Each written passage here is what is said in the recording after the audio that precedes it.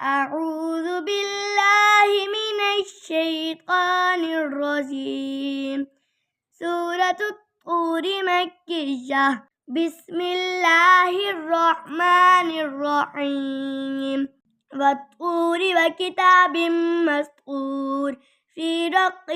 منشور والبيت المعمور والسقف المرفوع والبحر المسجور إن عذاب ربك لواقع ما له من دافع يوم تمور السماء مورا وتسير الجبال سيرا فويل يومئذ للمكذبين الذين هم في خوض يلعبون يوم يدعون إلى نار جهنم دعا هذه النار التي كنتم بها تكذبون أفسحر هذا أم أنتم لا تبصرون اصلوها فاصبروا أو لا تصبروا سواء عليكم إنما تجزون ما كنتم تعملون إن المتقين في جنات ونعيم فاكهين بما آتاهم ربهم ووقاهم ربهم عذاب الجحيم كلوا واشربوا هنيئا بما كنتم تعملون متكئين على سرر مصفوفة وزوجناهم بحور عين والذين آمنوا واتبعتهم ذريتهم بإيمان ألحقنا بهم ذريتهم وما ألتناهم من عملهم من شيء كل امرئ بما كسب رهين وأمددناهم بفاكهة ولحم مما يشتهون يتنازعون فيها كأسا لا لغو فيها ولا تأثيم ويطوف عليهم غلمان لهم كأنهم لؤلؤ مكنون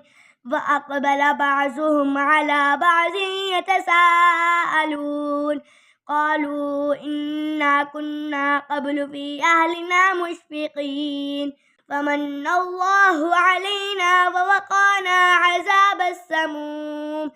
إنا كنا من قبل ندعوه إنه هو البر الرحيم فذكر فما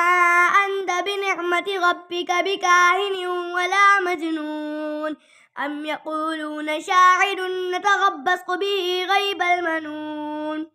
قل تربصوا فإني معكم من المتربصين أم تأمرهم أحلامهم بهذا أم هم قوم طاغون أم يقولون تقبله بل لا يؤمنون فليأتوا بحديث مثله إن كانوا صادقين أم خلقوا من غير شيء أم هم الخالقون أم خلقوا السماوات والأرض بل لا يوقنون أم عندهم خزائن ربك أم هم المسيطرون أم لهم سلم يستمعون فيه فليأت مستمعهم بسلطان مبين أم له البنات ولكم البنون أم تسألهم أجرا فهم من مغرم مثقلون أم عندهم الغيب فهم يكتبون أم يريدون كيدا فالذين كفروا هم المكيدون أم لهم إله غير الله سبحان الله عما يشركون وإن يروا كسفا من السماء ساقطا يقولوا سحاب